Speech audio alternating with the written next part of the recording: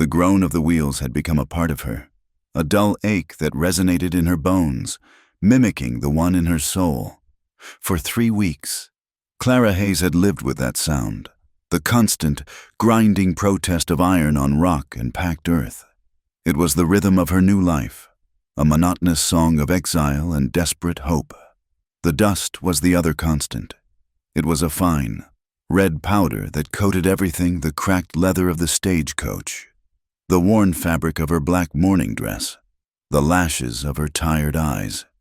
It settled in her throat, a permanent grit that made every swallow a conscious effort. She sat straight-backed on the hard wooden bench, a discipline learned long ago, refusing to lean against the swaying coach as the other passengers did. A portly salesman with a sweat-stained collar snored softly opposite her, his head lolling with each jolt. Beside him, a young woman, barely a girl, clung to the arm of a stern-looking man who was likely her new husband, her eyes wide with a fear Clara knew all too well. They were all running from something or to something, their lives packed into trunks and carpet bags, their futures as hazy as the heat shimmering off the endless plains. Clara kept her gaze fixed on the sliver of world visible through the dusty window. Missouri was a lifetime away now, a place of green hills and suffocating expectations. She could still hear the whispers, sharp and cutting as shards of glass, too plain-spoken for a woman. That Clara has opinions a man wouldn't dare utter. It was her willfulness that put poor Thomas in an early grave. They had never said it to her face. Of course, they were ladies and gentlemen of society, skilled in the art of the veiled insult, the condescending smile. Her husband, Thomas, had been a kind man, a gentleman, but a man who bent like a reed in the wind before the will of his formidable mother and sisters. They had wanted a porcelain doll for a wife, a woman who would nod and smile and arrange flowers. They had gotten Clara. She had loved Thomas, but she had suffocated in his world. Her honesty was seen as impertinence, her self-reliance, a rebuke to their delicate sensibilities. When Thomas succumbed to the fever, their grief was laced with a quiet, venomous relief. They were free of the woman who did not fit, and in her own grief, Clara had found a strange, terrifying freedom. She was untethered, a ghost in a home that had never truly been hers. So she had sold what little she owned, packed her mother's sewing box and a few sturdy dresses, and bought a one-way ticket west. The destination, Dry Creek, a name that promised nothing but the truth of its nature. The coach lurched violently, throwing the salesman against the wall. He grunted and his eyes fluttered open. "Are we there yet?" he mumbled, a question he'd asked a dozen times since sunrise. The driver's voice, rough as gravel, cut through the rumbling. "Almost. Smell that." Clara inhaled. Beneath the omnipresent scent of dust and hot leather, there were other smells. Wood smoke, sharp and resinous. The faint, metallic tang of a blacksmith's forge. And something else, something acrid and unsettling that drifted from the collection of buildings taking shape in the distance. Gunpowder. Dry Creek was not a town that rose gracefully from the landscape. It clawed its way into existence, a raw gash of civilization in the vast, unforgiving wilderness. The main street was a wide river of dust, flanked by a dozen or so buildings on either side. They were unpainted, their wooden facades bleached to a ghostly gray by the relentless sun. There was no church steeple, no courthouse with proud white columns.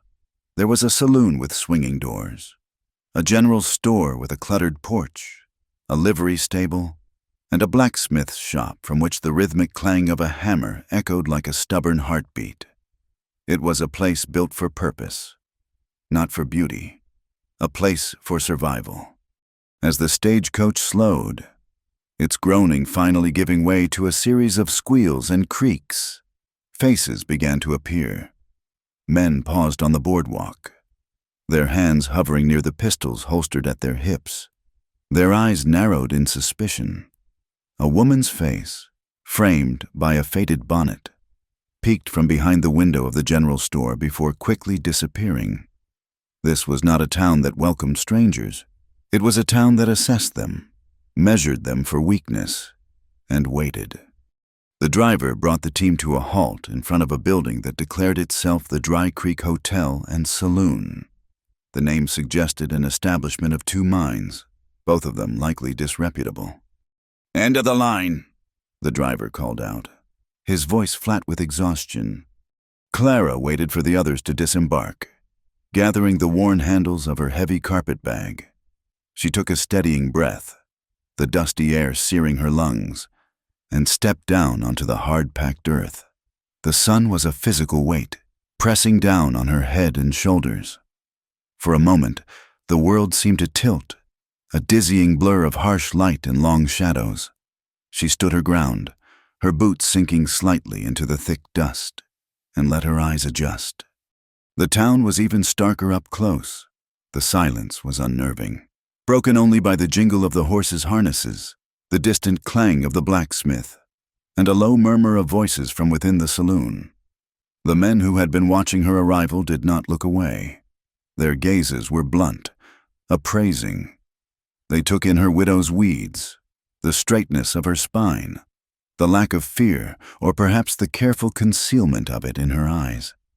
Clara met their stares without flinching, a habit that had earned her so much scorn in Missouri but felt like necessary armor here.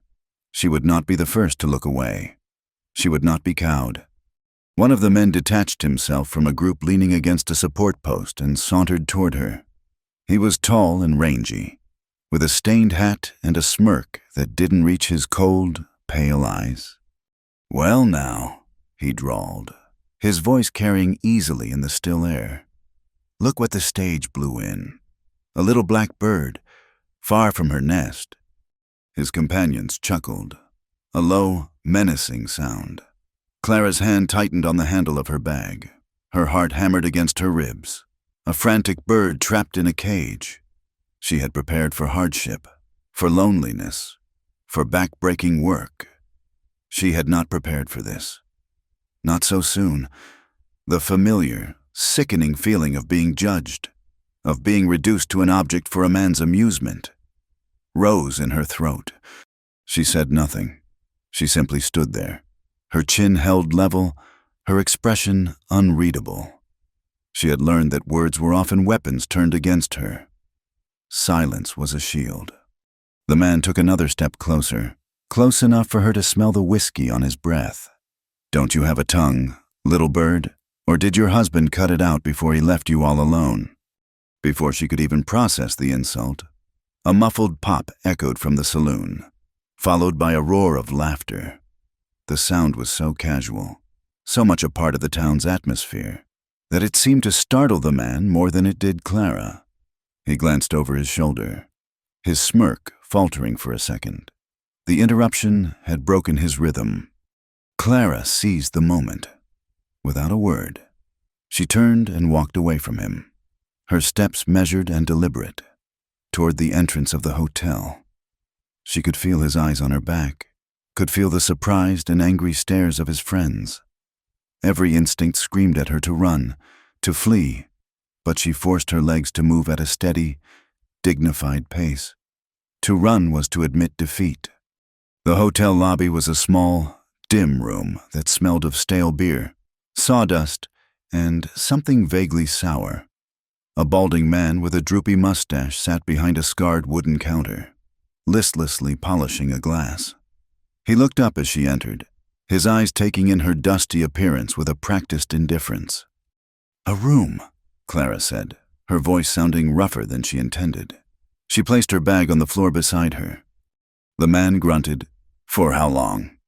"I don't know yet," she answered honestly. "By the week, to start." He named a price that was surely double what it should be. Clara didn't argue. She reached into her reticule, her fingers closing around the small deerskin pouch that held nearly every cent she had in the world. She counted out the coins onto the counter, the metallic clink sounding unnaturally loud in the quiet room. The man swept the money into a drawer and slapped a key onto the wood.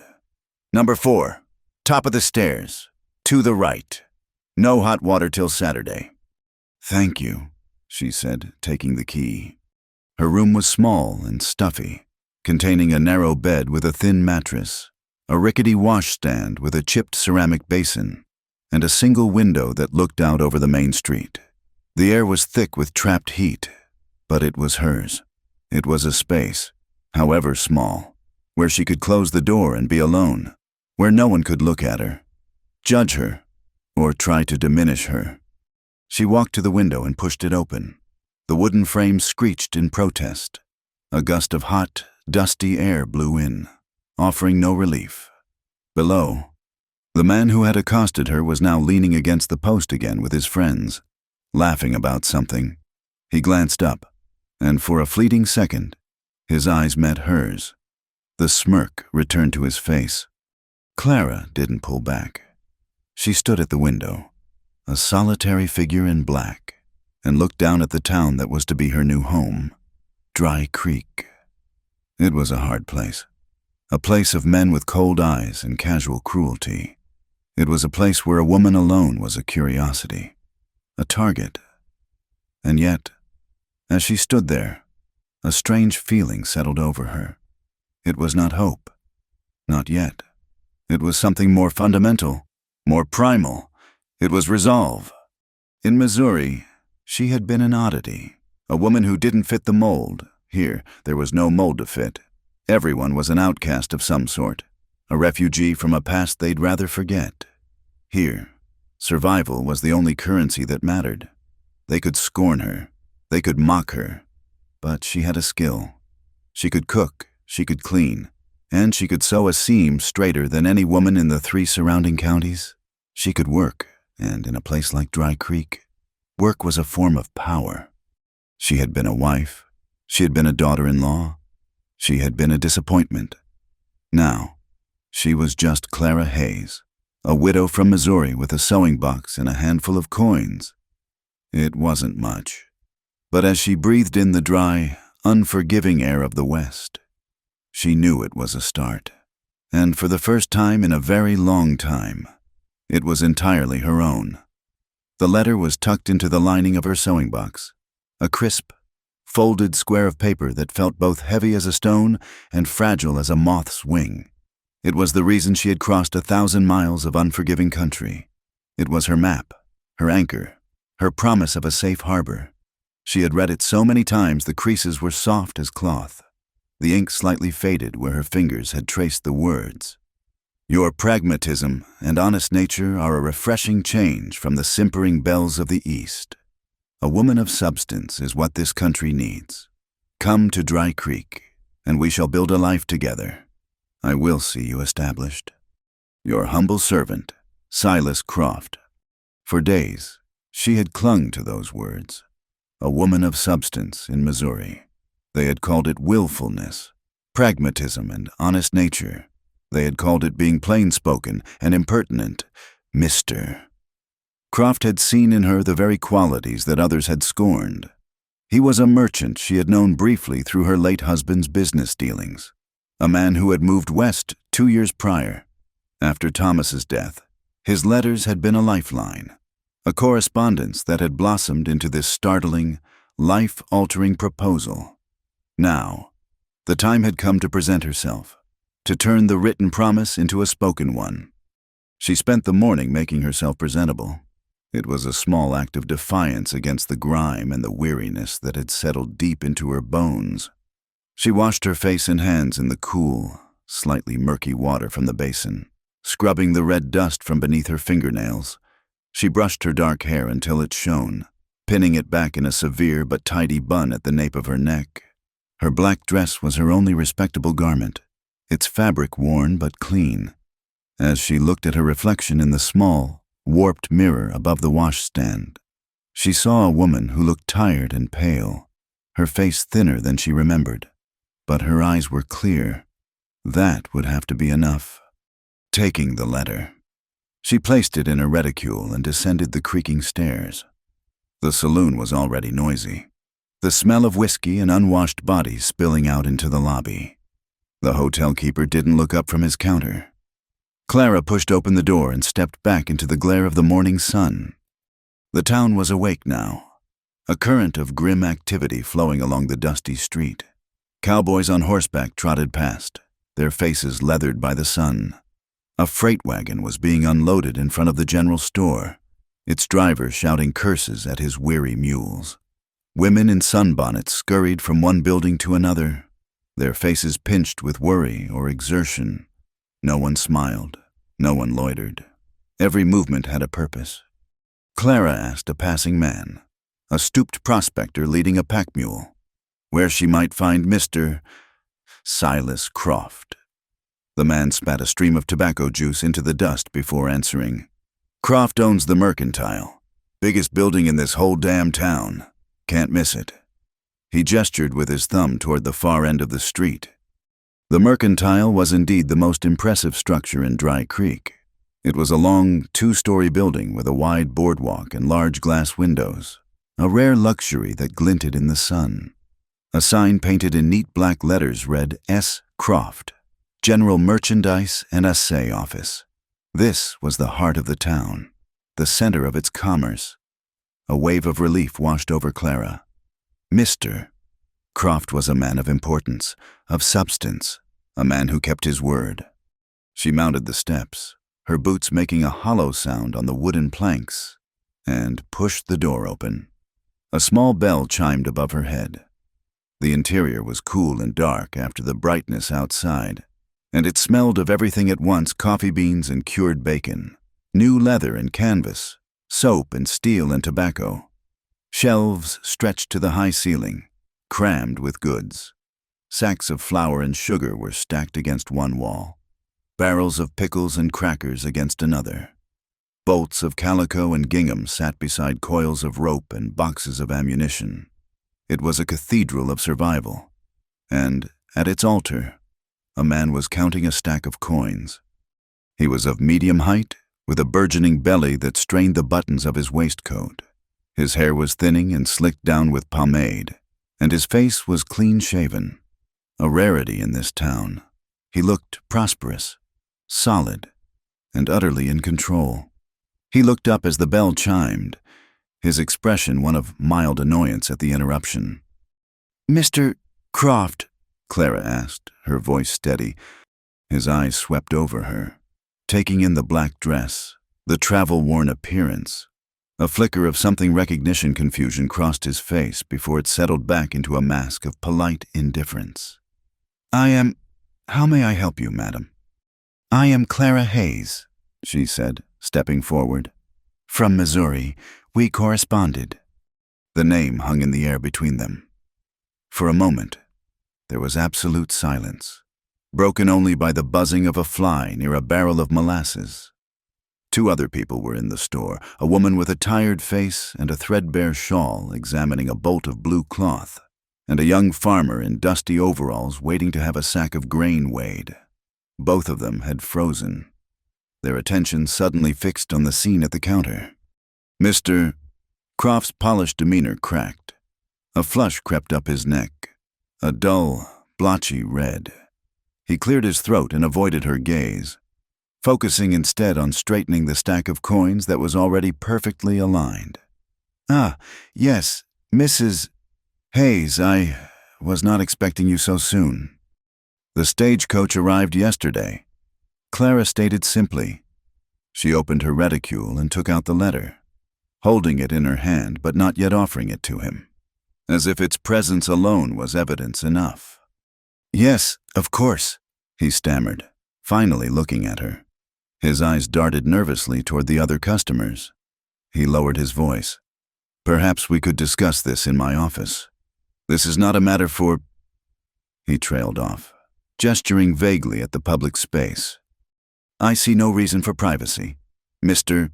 Croft," Clara said, her voice remaining level, though a cold knot of dread was tightening in her stomach. "Your letter was quite clear." The flush on his face deepened. He let out an exasperated sigh, a man pushed beyond the limits of his patience. "My dear Mrs. Hayes," he said, his tone shifting to one of condescending sympathy, "you have traveled a very long way, and I fear there has been a misunderstanding." "A misunderstanding?" The words felt foreign on her tongue. The words on the page seemed perfectly plain to me. "Circumstances change, madam," he said, puffing out his chest slightly, as if to reassert his authority. "When I wrote to you, my situation was quite different. Dry Creek is a volatile place. Investments are made, and they are lost. Alliances shift. A man in my position must be pragmatic." He was using her own word against her. Pragmatism. The quality he had claimed to admire. Clara felt a chill that had nothing to do with the cool air of the store. She could feel the weight of the other customers' stares. The woman with the shawl was now openly watching, her mouth slightly agape. The young farmer was staring fixedly at the floorboards, but his ears were red, a sure sign he was listening to every word. "And what has changed about your circumstances, Mr. Croft?" she asked. The knot in her stomach was now a block of ice. He gestured impatiently toward the back of the store. "My business has expanded. I have taken on new partners. There are social obligations. A man's choice of wife is not merely a matter of the heart out here. It is a business arrangement, a strategic merger, if you will." He said the words as if they were a profound truth she was too simple to understand. Clara finally understood. He hadn't seen a woman of substance. He had seen a convenient widow, an uncomplicated solution to his loneliness. And now, a better merger had presented itself.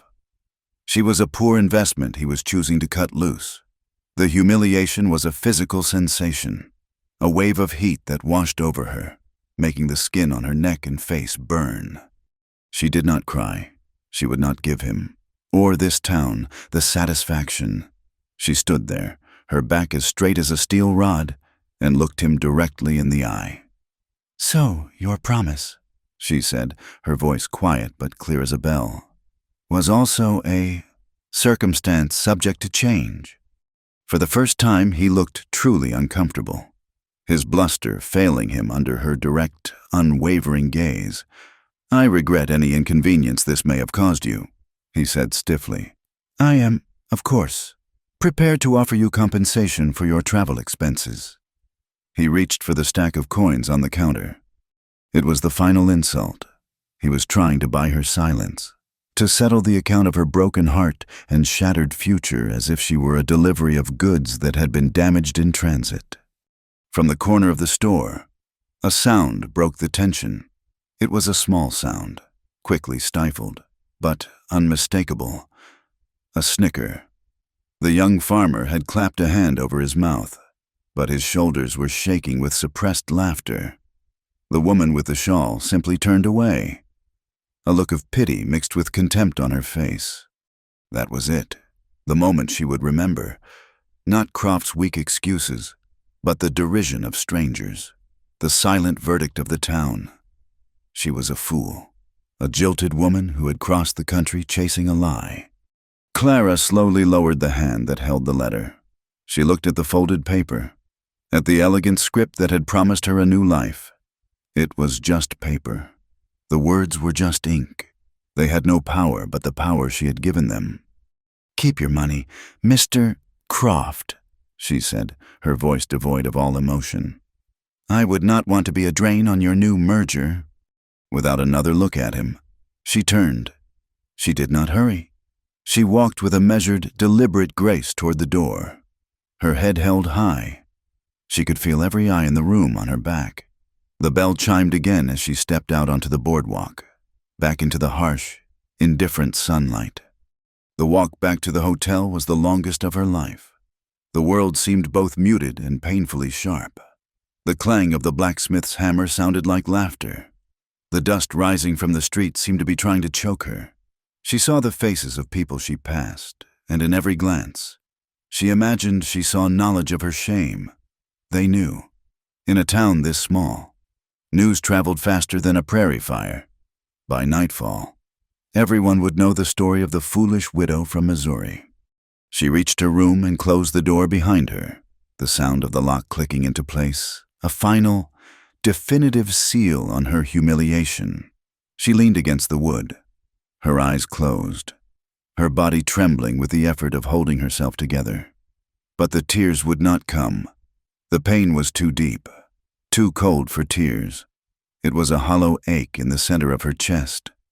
She walked to the washstand and looked at her reflection again. The same pale face stared back, but now the eyes held a new knowledge, a hard-won, bitter wisdom. She had allowed herself to believe in a man's words, to lean on a promise. She would never make that mistake again. Her gaze fell on her reticule. Where the letter lay, she took it out, opened it one last time, and read the flowery, deceitful words, "Your humble servant." A dry, harsh sound escaped her throat. It was not a sob, but it was not a laugh either. It was the sound of an illusion shattering. Slowly, methodically, she tore the letter in half. Then she tore the halves into quarters, and the quarters into eighths, until all that remained in her hands was a small pile of meaningless scraps. She let them fall from her fingers into the chipped ceramic basin, a confetti of broken promises. She stood there for a long time, watching the pieces of paper settle. Her anchor was gone. Her map was destroyed. She was adrift in a hostile port with no money, no prospects, and a reputation that was likely already in tatters. She had nothing, except herself. She straightened up, her shoulders pulling back. The burning shame was still there, but beneath it, something else was beginning to form, hard and sharp as flint. It was the same resolve she had felt the day before, but now it was tempered by the fires of humiliation. She had been cast off, deemed unworthy, but she was still standing, like the tough, scraggly weeds that grew in the cracks of the boardwalk. She would find a way to hold on. She had to. There was no other choice.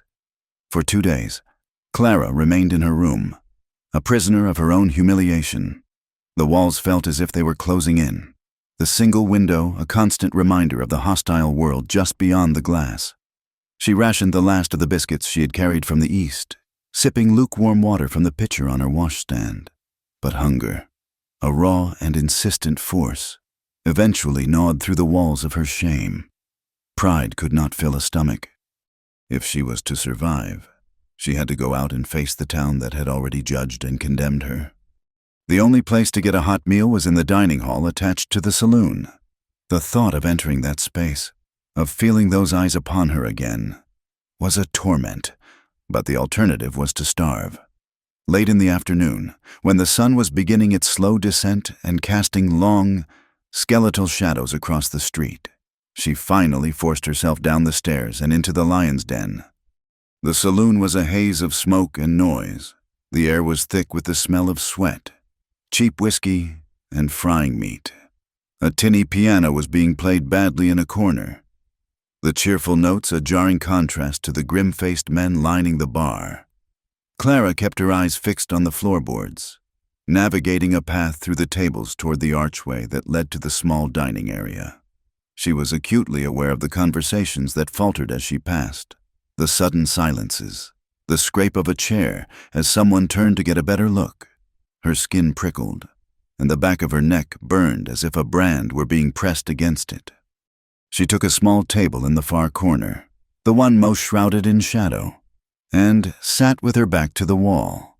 A harried-looking woman took her order for beef stew and coffee without a word, her expression a careful blank. As Clara waited, she risked a glance at the saloon, her tormentor from the day she arrived. The man with the cold eyes and stained hat was there. Jed, she had heard someone call him. He was at the bar with 2 other men, and he was already looking at her, a malicious grin spreading across his face. He nudged his companion, and all 3 of them turned to stare, their laughter a low rumble that was more felt than heard. Clara's hands clenched into fists in her lap. She focused on a crack in the wooden table, tracing its path with her eyes, trying to will herself into invisibility. She would eat her meal, pay her coin, and leave. She would endure. It was then, as her gaze swept the room in a brief, panicked search for an escape, that she saw him. He was in a corner opposite hers, half hidden by the shadow of a thick ceiling beam. He wasn't a part of the raucous crowd at the bar. He sat alone, a single glass of whiskey untouched before him, his hat pulled low. He was simply watching the room, his stillness a stark contrast to the restless energy around him. He was not handsome, not in the way Silas Croft had been with his soft hands and polished appearance. This man was carved from the same harsh landscape as the town itself. Dust seemed to have settled into the very grain of his clothes. His shoulders were broad, and his hands, resting on the table, were calloused and capable. A faint, silvery scar ran from the corner of his left eye down to his jawline, a permanent white slash against his sun-darkened skin. It gave his face a severe, lopsided intensity, pulling the skin taut and making it impossible to read his expression. He looked solitary, self-contained, and as weary as the land itself. For a moment, his gaze met hers across the smoky room. There was no judgment in his eyes, no pity, no contempt. There was only a quiet, unnerving watchfulness. Then he looked away, back to his glass, as if she were no more interesting than a fly on the wall. The stew arrived. It was thin and greasy, but it was hot, and Clara ate it with a slow, deliberate focus, trying to ignore the escalating comments from the bar. "Heard Croft sent the little black bird packin'." Jed's voice carried across the room, thick with false sympathy. "Right after she flew all the way out here for him. Ain't that a shame?" His friends roared with laughter.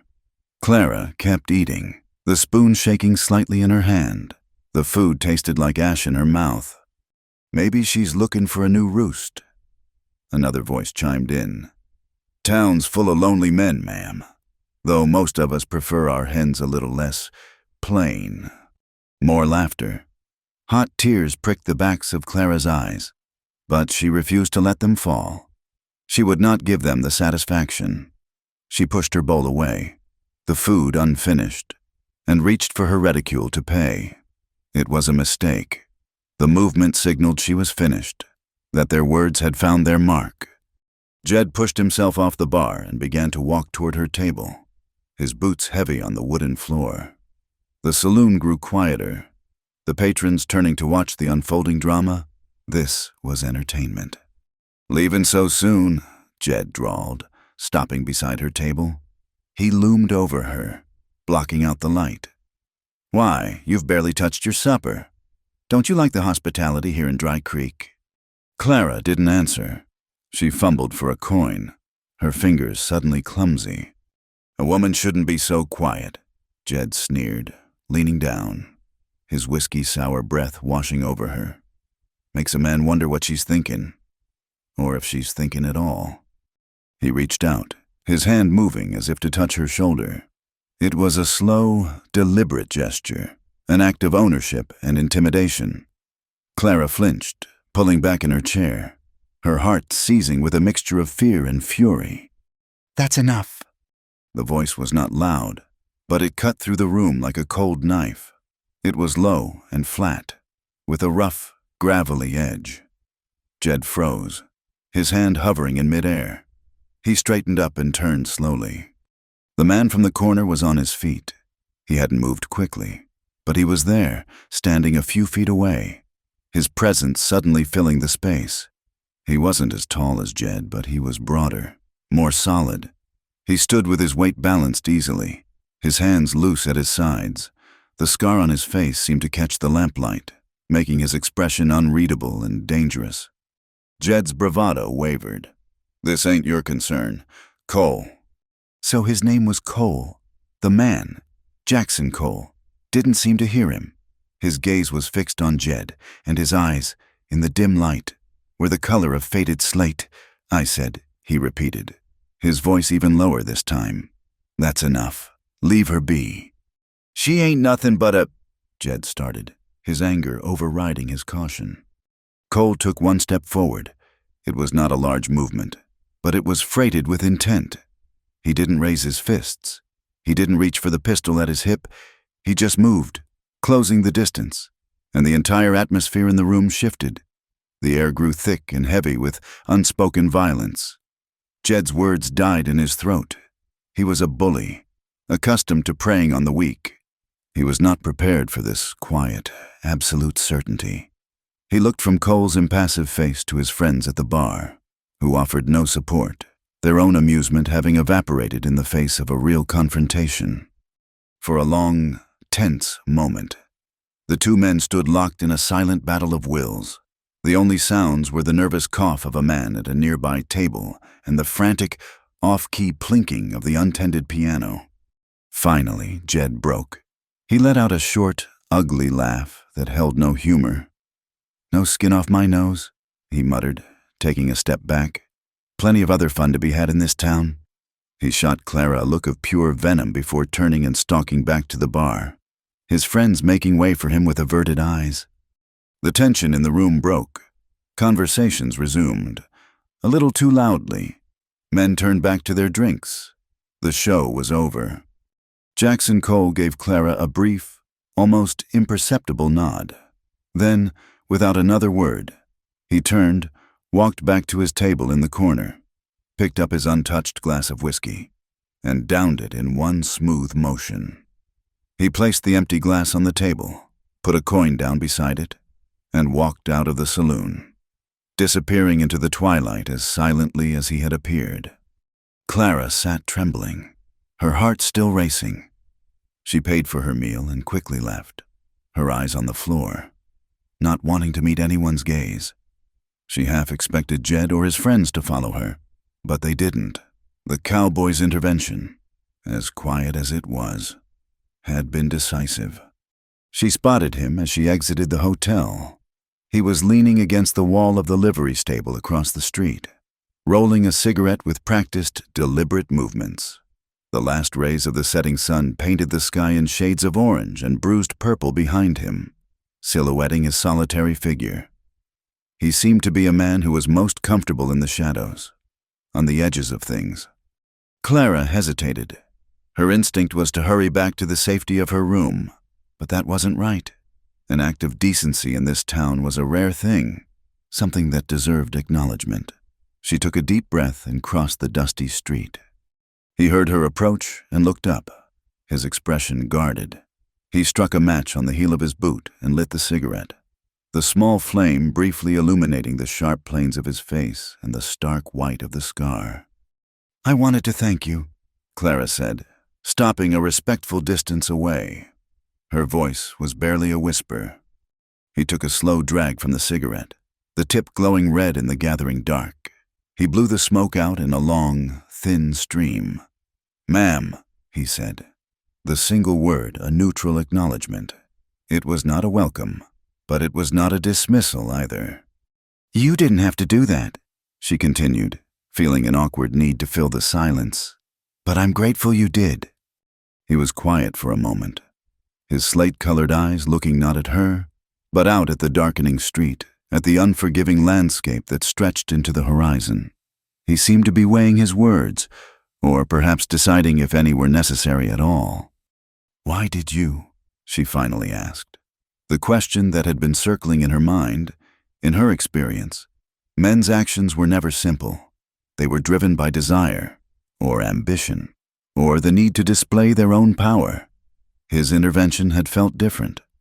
He took another drag from his cigarette, then flicked the butt into the dust, where it died with a tiny hiss. He finally turned his head and looked at her, and for the first time, she saw something beyond the watchful stillness in his eyes.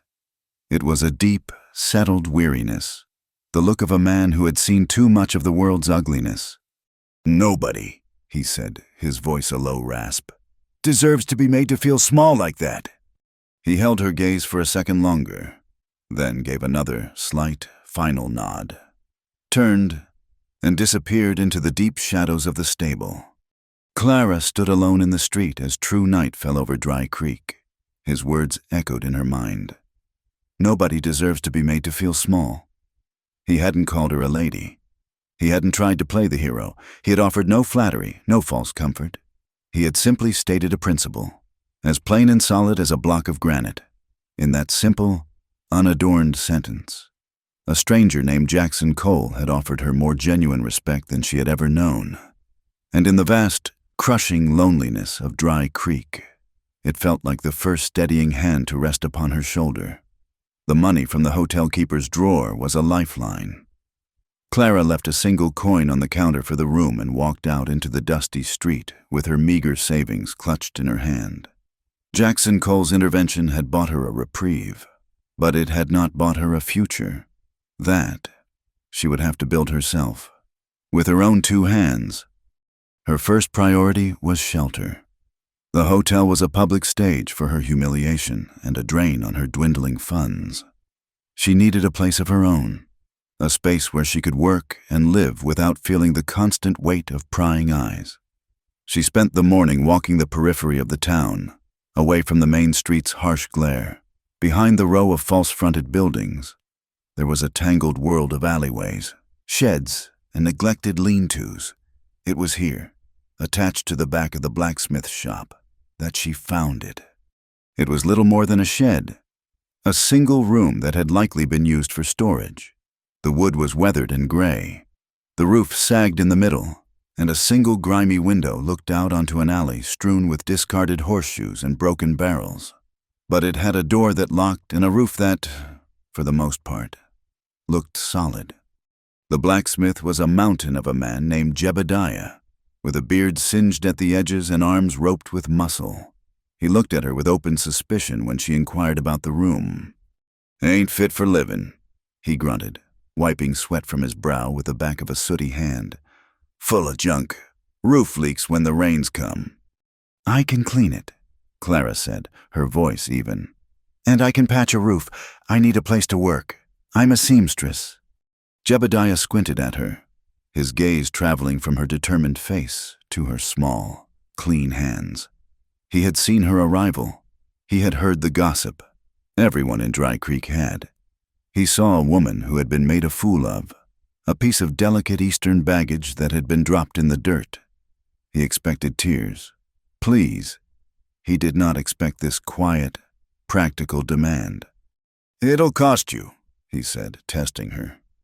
"I can pay," she replied, "and I can offer my services, mending your clothes, or your wife's." The blacksmith let out a short, gruff laugh. "My wife's been dead 10 years, and my clothes ain't got much left to mend. Cash is all I've got use for."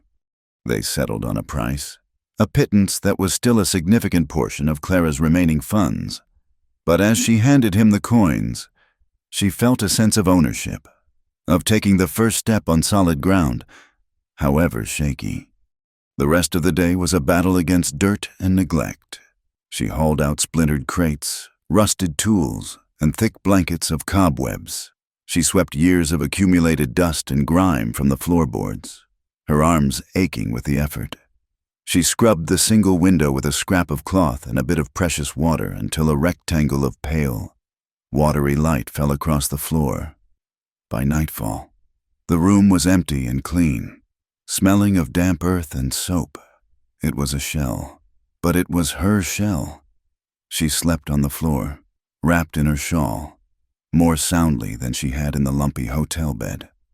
The next morning, she set to work. She took a piece of smooth, planed wood from a broken crate, and with a bit of charcoal from the blacksmith's forge, she carefully wrote out a sign, "C. Hayes, Mending, Sewing, and Tailoring.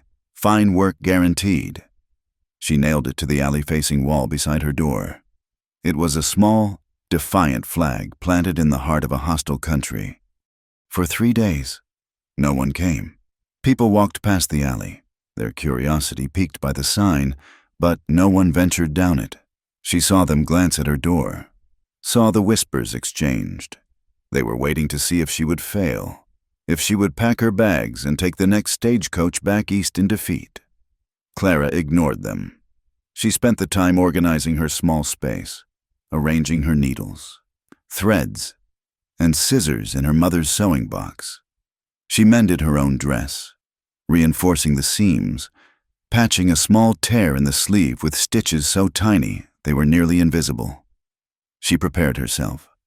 When the work came, she would be ready. The first customer was a young cowboy, barely a man, with a flush of embarrassment on his face. He held out a pair of canvas trousers with a long, L-shaped tear in the knee. "Ma'am?" he mumbled, staring at his boots. "Heard you could fix things." "I can," Clara said simply. She took the trousers and examined the rip. It was a bad one. The fabric frayed and weakened. A simple patch wouldn't hold. She named a fair price. The boy nodded, relieved, and said he'd be back in 2 days. Clara worked on those trousers by the light of her single window. She didn't just sew a patch over the hole. She carefully trimmed the frayed edges. Then, using a sturdy piece of canvas from her own small supply, she set a patch on the inside, stitching it in place with a tight, cross-hatched pattern that would distribute the strain. Then she drew the edges of the original tear together on the outside, sewing them with a neat, looping stitch that was both strong and unobtrusive. When she was finished, the repair was a testament to her skill, a scar that was stronger than the original material. When the cowboy returned, he turned the trousers over in his hands, his eyes wide with surprise. "I'll be," he said, rubbing his thumb over the reinforced knee. "That's better than new." He paid her without haggling and left with a respectful tip of his hat. Word of the well-mended trousers spread through the bunkhouses and saloons. The cowboys and miners of Dry Creek were hard on their clothes, and a good repair was worth its weight in gold. Slowly, cautiously, the work began to trickle in. A shirt with a ripped seam, a jacket with a torn pocket, a heavy wool blanket that had been snagged on barbed wire. Each item was a test, and Clara met each one with the same meticulous care. She never complained about the dirt or the difficulty of the work. She simply took it, named her price, and returned a product that was better than the customer had any right to expect. The women of the town were slower to trust her. They sent their husbands or sons, watching from a distance. But they saw the quality of her work. They saw the quiet dignity with which she conducted her business. They saw a woman who did not gossip, who did not complain, who did not ask for pity. One day, a rancher's wife, a stern woman named Martha, appeared at her door with a bolt of expensive calico fabric. "I need a church dress," Martha said, without preamble, her eyes appraising Clara's small, clean room. "They say you do fine work." "I do," Clara replied. It was the most important commission she had received. A dress was not a repair. It was a creation. It required taste and skill, and it would be judged by every woman in town. Clara took Martha's measurements with a steady hand, sketching a simple, elegant design on a piece of scrap paper.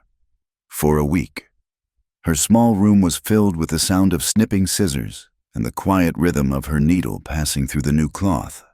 The finished dress was a masterpiece of understated craftsmanship. The seams were perfect, the fit was flawless, and the simple trim she had added to the collar and cuffs was exquisite. When Martha wore the dress to the next Sunday gathering, it caused a quiet stir. The women examined the stitching, the drape of the fabric, the perfection of the buttonholes. It was the work of a true professional. After that, the trickle of work from the women became a steady stream. Clara's reputation was being rebuilt, one stitch at a time. She was no longer just Silas Croft's cast-off. She was Mrs. Hayes, the seamstress. It was a title she had earned with sore fingers and a steadfast will. With the money she made, she bought simple food from the general store and, eventually, a small pot-bellied stove to ward off the chill of the high desert nights. She rarely saw Jackson Cole. He worked at the livery stable at the other end of town, a place of horses and hay and the quiet company of men who, like him, preferred animals to people. But she was aware of his presence. Sometimes, in the evenings, she would see him leading a string of horses to the trough, his movements economical and sure. He never looked her way, and she never sought him out. The memory of his intervention in the saloon was a quiet, private thing between them, an unspoken bond of shared principle. One morning, she woke to a crisp autumn chill and opened her door to find a neat stack of firewood piled against the wall. It was cottonwood, cut to the perfect length for her small stove. No one had seen it delivered. No one had said a word, but she knew. There was a practicality to the gift, a silent acknowledgement of a need that could only have come from him. A week later, the leather hinge on her door, which had been growing steadily weaker, finally gave way. She struggled with it for an hour, trying to rig a temporary fix, her frustration mounting. She finally gave up and went to the general store for supplies. When she returned, the door was fixed. A new, sturdy leather hinge was in place, secured with clean, bright nails. It swung open smoothly, silently, at her touch. She didn't thank him directly. She knew he wouldn't want that. He was not a man who dealt in the currency of gratitude or social niceties. So, she paid him in a currency she knew he would understand. The next afternoon, she walked to the livery stable. The air inside was warm and smelled of hay and horsehide. Jackson was in a far stall, currying a big roan, his back to her. "Mr. Cole," she said. He turned, his expression unreadable as always. She held out a small, cloth-wrapped bundle. "This is for you," she said. It was a new work shirt, made from the sturdiest blue canvas she could find. She had sewn it in the evenings, by lamplight, guessing at his size from the memory of him standing in the saloon. The stitches were strong and even, the seams double reinforced. It was a garment built to endure, just like the man himself. He looked at the shirt, then at her. He didn't smile, but the hard line of his mouth seemed to soften for a fraction of a second. He took the bundle from her. His calloused fingers brushed against hers. A brief, rough touch that sent an unexpected warmth through her. "Thank you, ma'am," he said, his voice a low rumble. "It was nothing," she replied. Though it was something, it was an acknowledgement, an exchange. He nodded, and then, as if the moment of connection had become too much, he turned back to his horse. Clara walked away, her heart beating a little faster than usual. There were no promises in their silence, no flowery words or grand gestures. There was only a stack of firewood, a mended door, and a new canvas shirt. But in the harsh, lonely landscape of Dry Creek, these small, practical acts of mutual respect were building a foundation far stronger and more real than any promise Silas Croft had ever written on a piece of paper. She was finding her place, not through a man's charity, but through her own unyielding pride and the quiet, steady presence of a man who understood that the most important things were never spoken aloud. The turning of the seasons in Dry Creek was not a gentle affair. Summer did not fade gracefully into autumn. It was broken on the back of a sudden, sharp wind that swept down from the high plains, carrying the scent of dust and distant frost. It was this wind that announced the annual harvest fair, a tradition born not of leisure, but of a fierce, collective need to celebrate survival. It was a day to acknowledge that the lean months of winter were coming. But for now, there was food in the larders. The cattle were fattening on the last of the grass, and the town had held on for another year. Clara learned of it from a notice nailed to the wall of the general store, its corners flapping in the wind. The fair promised horse races, a shooting competition, a baking contest, and a barn dance in the evening. Her first instinct was to retreat. A public celebration was a stage, and she had learned the bitter cost of being watched. The memory of the saloon, of Jed's leering face and the silent judgment of the crowd, was a scar that still ached when pressed. But she was no longer the same woman who had hidden in her hotel room for 2 days. She was Mrs. Hayes, the seamstress. Her small room behind the blacksmith shop had become a recognized part of the town's ecosystem. She had a place, however small, that she had carved out for herself. To hide away now would be a step backward. It would be an admission that she was still ashamed, still afraid, and she was tired of being afraid. Attending the fair was more than a social outing. It was a declaration. It was a statement that she was a part of Dry Creek. Whether it fully accepted her or not, the matter of what to wear was a practical and symbolic challenge. Her black mourning dress was a shield she had hidden behind for too long. It declared her an outsider, a woman defined by her past. She could not afford new fabric, not for something as frivolous as a dress for a fair. Her solution, like everything else in her new life, was born of pragmatism and skill. She took her plainest wool work dress, a faded gray garment, and spent 2 days transforming it, using a precious packet of indigo dye purchased from Mr. Croft's Mercantile, a transaction she conducted with cool, business-like efficiency. Ignoring his attempt at polite conversation, she dyed the dress a deep, rich blue, the color of a twilight sky.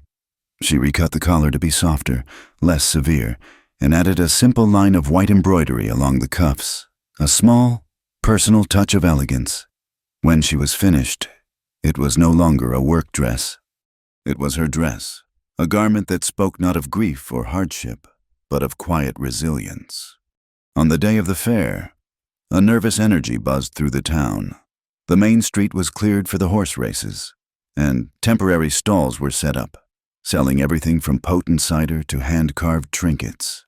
The air was filled with the shouts of men placing bets, the laughter of the few children in town, and the tantalizing smell of roasting pork from a pit dug near the livery stable. Clara walked into the throng with her head held high, her newly blue dress a spot of calm color in the sea of dusty brown and gray. She felt the familiar prickle of being watched, but this time it was different. The stares were not hostile or pitying. They were curious, acknowledging. Jebediah the blacksmith gave her a gruff nod as he passed, his face cleaner than she had ever seen it. Martha, the rancher's wife whose church dress had cemented Clara's reputation, greeted her with a reserved but genuine, "Good day, Mrs. Hayes. Your dress is very fine." It was a simple compliment, but for Clara, it felt like a formal acceptance, a password that granted her entry into the town's guarded inner circle.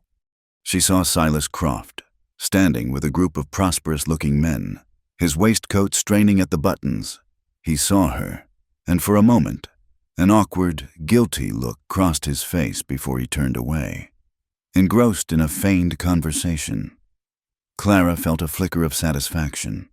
His power over her was gone. She was no longer a component of his life to be arranged or discarded. She was an independent entity, a woman who was making her own way. She spent the afternoon as an observer, watching the horse races, admiring the quilts and preserves laid out for judging. She bought a small cup of cider and stood by the corral, feeling the sun on her face. She was alone, but for the first time, she did not feel lonely. She was a part of the tapestry, a single thread woven into the rough, durable fabric of the community. As evening approached, the crowd drifted toward the largest barn at the edge of town, which had been cleared and swept for the dance. Lanterns were hung from the high rafters, casting a warm, flickering glow over the space. A trio of musicians, a fiddler, a guitarist, and a man with a harmonica were tuning their instruments on a makeshift stage. The air grew thick with the scent of hay, horses, and the cheap, floral perfume worn by the saloon girls who had come for a night of respectable fun. Clara found a spot near the wide-open barn doors, where she could feel the cool night air on her back. She had no intention of dancing. It was an activity that belonged to another life, a life of whispered criticisms in elegant ballrooms. She remembered the stiff formality of the dances in Missouri, the constant pressure to be charming, to be light on her feet, to say the right things. She remembered the sharp eyes of her mother-in-law, cataloging every perceived misstep. Dancing was not a joy. It was a performance, and she had always felt she was failing her audition.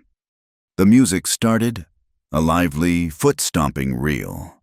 Couples flooded the floor, their boots thudding against the wooden planks in a boisterous, joyful rhythm.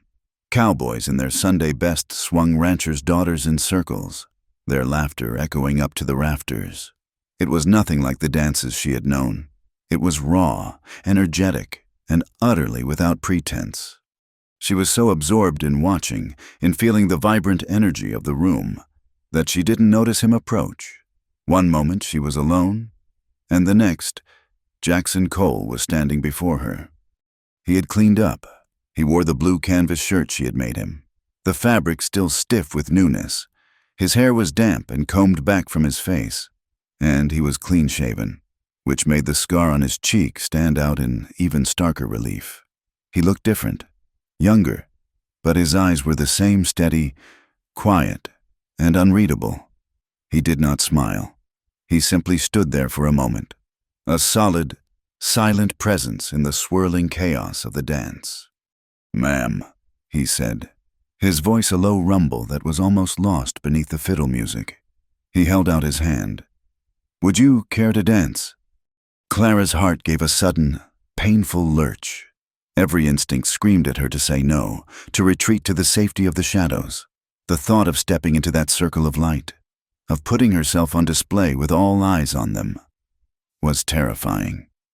She could already hear the whispers, feel the imagined weight of their judgment, the jilted widow and the scarred cowboy. What a pair. She looked from his outstretched hand, calloused, clean, and steady to his face. There was no challenge in his eyes, no expectation, no hint of pity. It was a simple, direct offer, made without artifice. He was not asking her to perform. He was just asking her to dance. In his quiet gaze, she saw the same principle he had displayed in the saloon, a fundamental respect that went deeper than words. He saw her not as a widow or a seamstress or a fool, but as a person, and he was offering her a moment of simple, human connection. To refuse would be to reject the only true kindness she had been shown in this town. Her hand trembled as she placed it in his. His fingers closed around hers, his grip firm and reassuring. The world seemed to narrow to that single point of contact. He led her onto the floor, finding a space among the other dancers.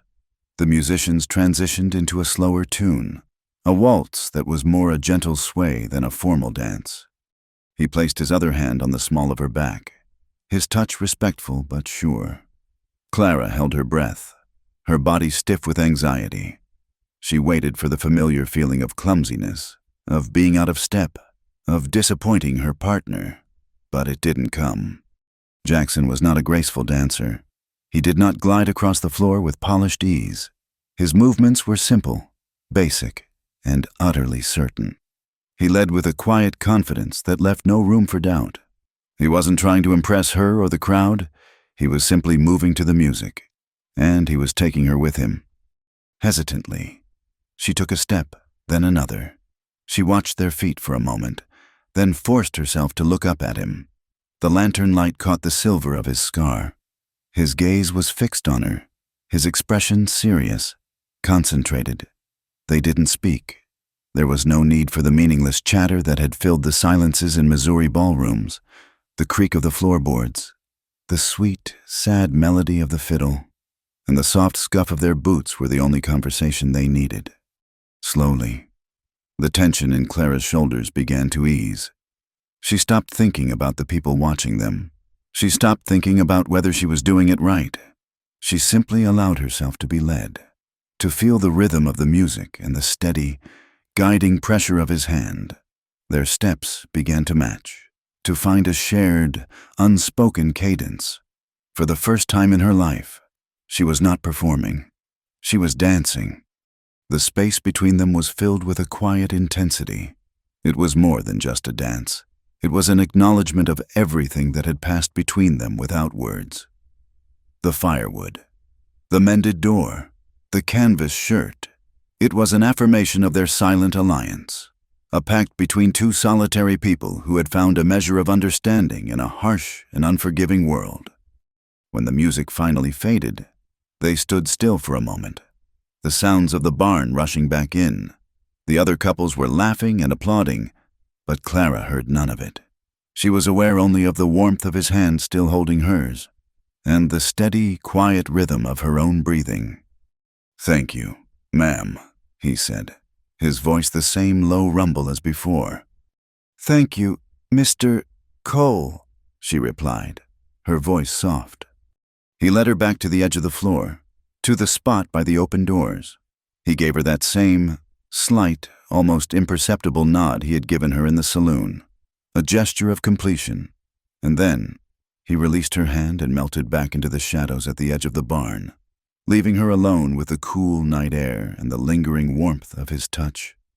Clara stood there for a long time, watching the dancers swirl under the lantern light. Something inside her had shifted. The hard knot of fear and shame that she had carried for so long had, for the length of one simple song, finally loosened its grip. Jackson Cole had asked her to dance, and in doing so, he had invited her back into the world, and she, in taking his hand, had finally, truly accepted. The quiet rhythm Clara had painstakingly built for herself was shattered by the arrival of a new, gleaming stagecoach, one far more opulent than the dusty mail coach that serviced Dry Creek. It rolled down the main street drawn by 4 matched bays, a symbol of Eastern capital and ambition. From it stepped Silas Croft. He was not alone. He was accompanied by 2 men in city suits, their polished shoes looking absurdly out of place in the thick dust. News of his purpose spread through the town with the speed of a prairie fire. He wasn't just a merchant anymore. He was a partner in the new territorial land and cattle company. They were buying up vast tracts of ranch land, securing water rights, and planning to run a railroad spur line through the territory. Silas Croft, the man who had dismissed Clara as a poor investment, had returned as a king, ready to claim his kingdom. For a week, Clara was able to avoid him. She kept to her small room, taking in work and sending it out with the children who sometimes ran errands for her. She heard the talk, of course. She heard of Croft buying rounds of drinks in the saloon, of his grand plans sketched on napkins, of the way some townsfolk now greeted him with a new, fawning respect. It was a bitter pill to swallow, seeing the man who had so casually broken her be celebrated as a visionary.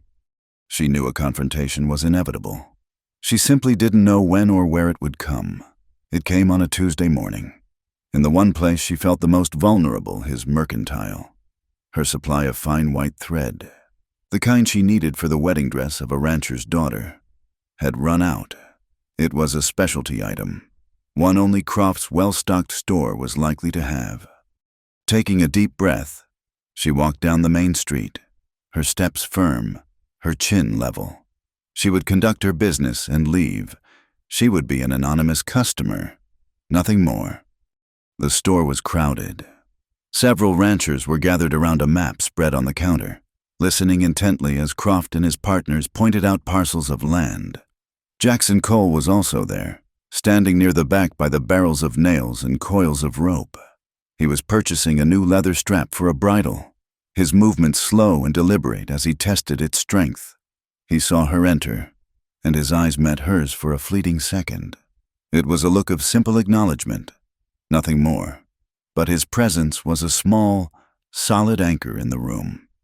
Clara ignored the group at the counter and went directly to the shelves where the sewing notions were kept. She found the thread she needed and was turning to go when Croft's voice cut through the low murmur of the room. Mrs. Hayes, a moment of your time, if you please." A hush fell over the store. The ranchers turned. Jackson, his transaction finished, did not leave. He leaned back against the far wall, his arms crossed over his chest, becoming a silent, watchful shadow.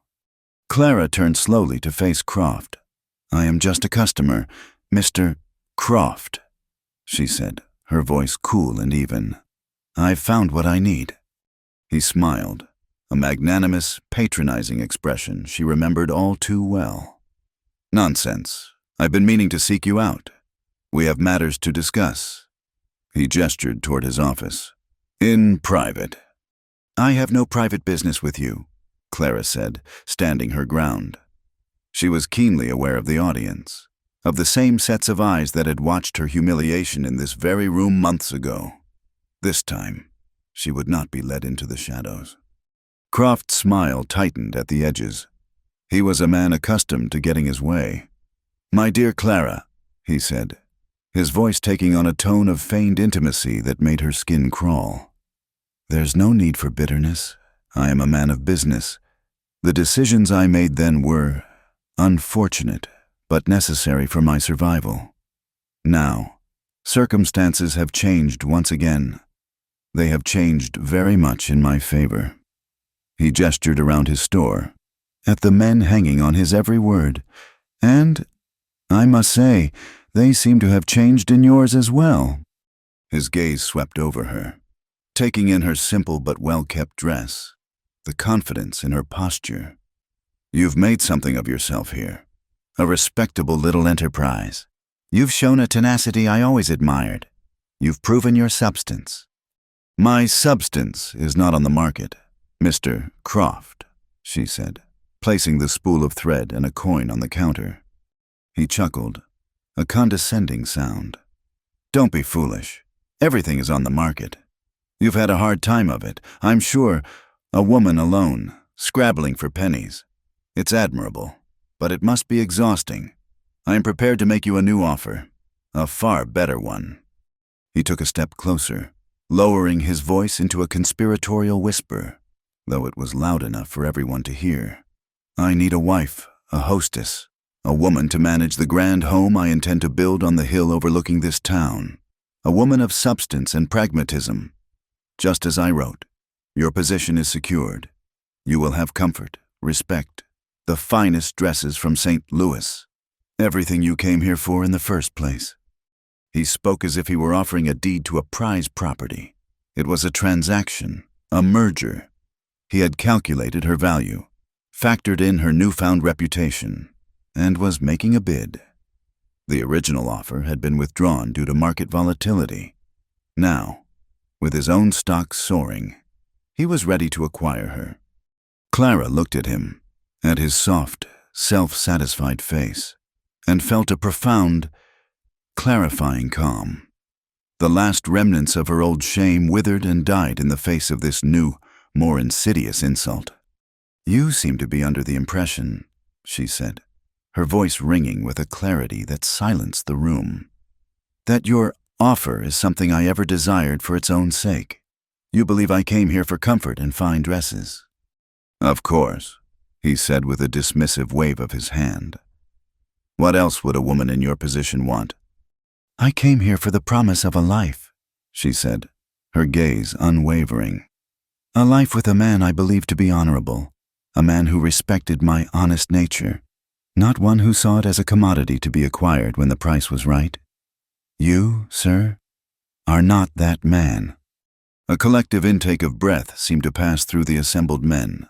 Croft's face, which had been flushed with confidence, began to mottle with angry disbelief. He was being refused, publicly.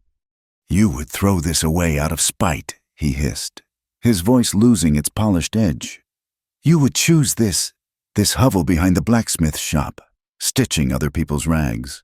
Over everything I can give you, have you forgotten why you came here?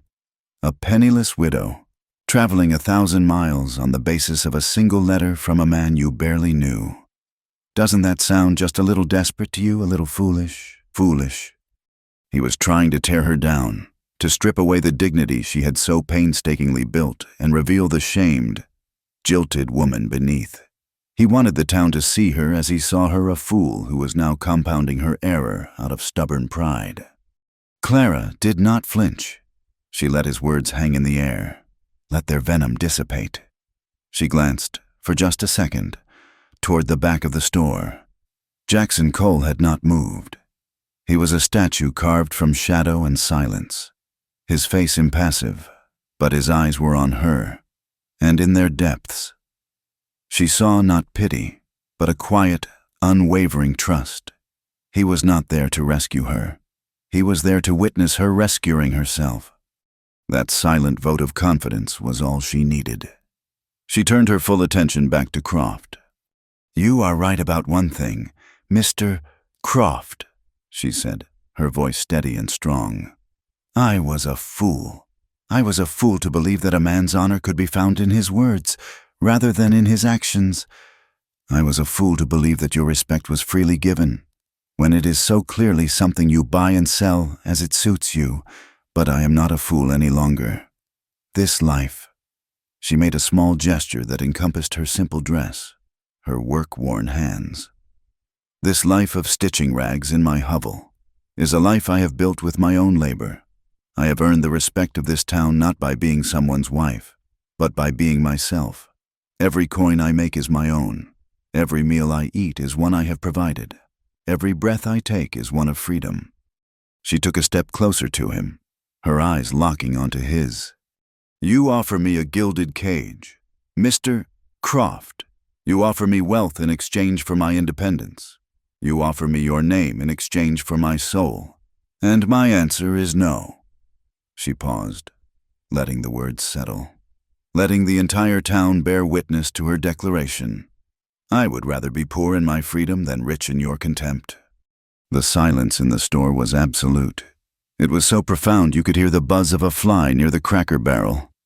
Silas Croft stood there, his mouth slightly agape, his face a mask of stunned fury.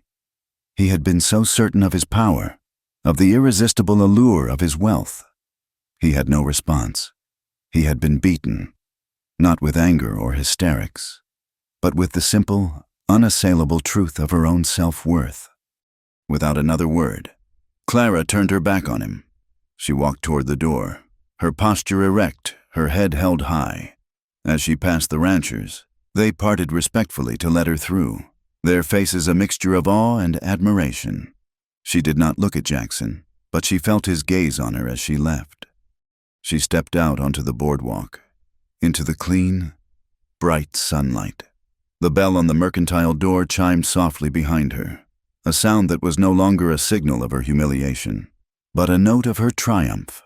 She had walked into that store a customer and had walked out a queen in her own right, the ruler of a kingdom that consisted of a single room, a sewing box, and an unbreakable spirit. The air changed first. For 2 days after Clara's confrontation with Silas Croft, a strange stillness had settled over Dry Creek. The usual wind that scoured the dusty street died away, leaving a heavy, oppressive silence. The sun beat down from a sky that was not its usual brilliant blue, but a hazy, washed-out yellow, as if seen through a cataract. The animals were restless. Horses in the livery corral paced and snorted, and the town's few dogs whined and sought shelter under porches, their tails tucked low. Clara felt it in her bones. A low thrum of anxiety that had nothing to do with her personal dramas. She had grown up in Missouri, where storms were announced with black clouds and the smell of rain. This was different. This felt ancient and predatory. On the third morning, the yellow haze in the sky began to darken, not to the gray of a thunderhead, but to a deep, sickly ochre. A low moaning sound began on the horizon, a sound that seemed to come from the earth itself. Jebediah the blacksmith, his face grim, stopped by her door. "It's a duster, Mrs. Hayes," he said, his voice a low rumble. "A bad one, by the looks of it. Bar your door. Stuff rags in the cracks of your window. And don't be a fool and go outside, no matter what you hear." The town, which minutes before had been moving at its usual deliberate pace, erupted into a frantic, controlled panic. People scurried to secure their homes and businesses. Men hammered boards over the large windows of the mercantile and the saloon. Women herded their children indoors, their faces tight with a familiar dread. This was a known enemy. Clara worked quickly, her hands steady despite the tremor in her heart. She stuffed strips of cloth from her scrap bag into the gaps around her small window frame and the crack beneath her door. The moaning from the west grew louder, rising in pitch to a mournful shriek. She lit a single lantern, and its small, steady flame seemed a fragile thing against the growing gloom. Then the first gust hit. It was not wind, it was a physical blow. A solid wall of force that slammed against her small room, making the timbers groan in protest. The air outside was instantly filled with a churning chaos of dust and debris. The world beyond her window disappeared, replaced by a swirling, impenetrable brown. The sound was deafening now, a constant, high-pitched roar, like 1,000 souls screaming in unison. Fine silt began to pour in through invisible cracks, coating every surface in a gritty film. The air grew thick, tasting of dirt. Breathing became a conscious, labored effort for what felt like hours. Clara sat on her small stool, her sewing box clutched in her lap, and listened to the world being torn apart. She heard the sharp crack of wood splintering, the high metallic shriek of a tin roof being ripped from its nails. The roar of the wind was punctuated by the thud of unseen objects slamming against her walls. She was in a small wooden box at the bottom of a malevolent, churning sea. It was during a momentary lull in the wind's assault that she heard it, a sound different from the storm's fury.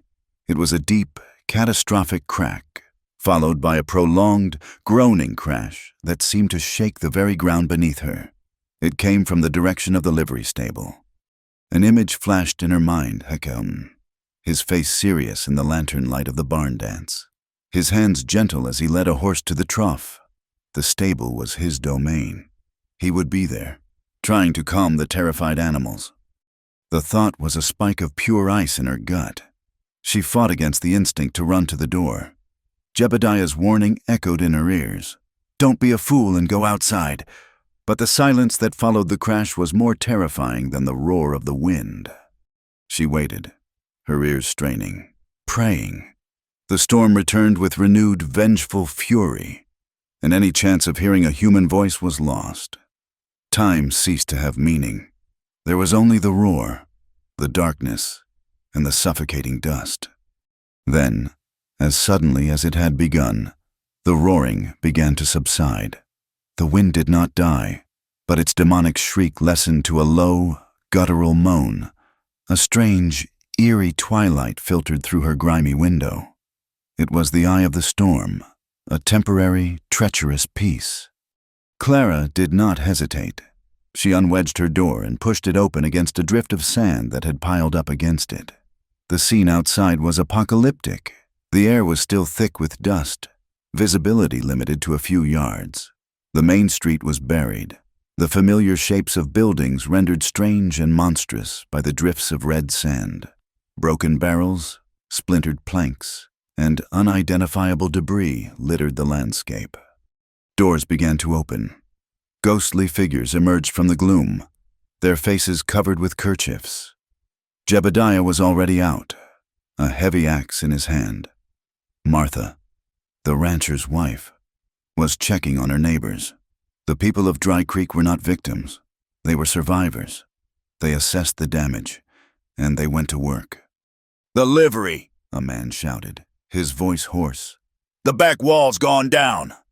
A small group of men, Jebediah among them, began to run toward the stable, their boots sinking deep into the sand. Clara, her heart a cold, heavy stone in her chest, ran after them. The sight at the stable was worse than she had imagined. The entire rear section of the long building had collapsed inward, a mountain of splintered beams, hay, and roofing timbers lay in a chaotic pile. The terrified whinnying of trapped horses came from within the wreckage.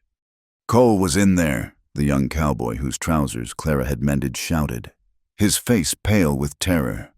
"He was trying to get the horses out." The men started tearing at the debris with their bare hands, a desperate, frantic effort against a mountain of rubble. "Jackson!" Jebediah roared, his voice echoing in the eerie silence. "Cole, answer me!" There was no reply but the panicked stamping of the horses. Clara scrambled over a pile of fallen timbers, her dress catching and tearing. "We need to be quiet," she called out, her voice sharp with an authority she didn't know she possessed. The men stopped and looked at her, their faces streaked with dust and sweat. "Listen." In the sudden hush, they heard it, a low moan, weak and pained, from deep within the wreckage. It was him. "He's under the main crossbeam," Jebediah said grimly, pointing to a massive timber that lay at a precarious angle. "We'll never lift it." "We have to," Clara said, her gaze fixed on the spot where the sound had come from. She began pulling at the smaller pieces of wood around the beam, her hands quickly becoming raw and scraped, inspired by her desperate resolve. The others redoubled their efforts, working now with a focused, silent intensity. They cleared enough debris to see him. He was pinned beneath the heavy beam, which lay across his legs. His head was bleeding from a deep gash on his temple, and his face was gray with dust and pain. He was conscious, but his eyes were unfocused. "Clara," he whispered, his voice a dry rasp, the sound of her name on his lips, even in his delirium, sent a shock through her. "We're getting you out." "Jackson," she said, her voice gentle but firm, trying to keep the terror she felt from showing. She knelt beside him in the dirt and debris, heedless of the danger from the unstable wreckage. It took the strength of 6 men, using a thick fence post as a lever, to lift the beam. It rose an inch, then 2, their muscles straining, their faces contorted with effort. It was just enough. Clara and the young cowboy grabbed Jackson under the arms and dragged him clear, his body limp and heavy. They laid him on the ground a safe distance away. His left leg was bent at an unnatural angle, the bone clearly broken. The gash on his head was still bleeding sluggishly. His breathing was shallow, a wheezing rattle. "His lungs are full of dust," Clara said, her mind working with a strange, cold clarity. "Water! We need water!" Someone ran and returned with a canteen. Clara tore a strip of fabric from the hem of her new blue dress, the symbol of her acceptance, and soaked it. She gently wiped the grit from his mouth and nose, then squeezed a few drops of water between his cracked lips. He coughed, a dry, racking sound that shook his whole body.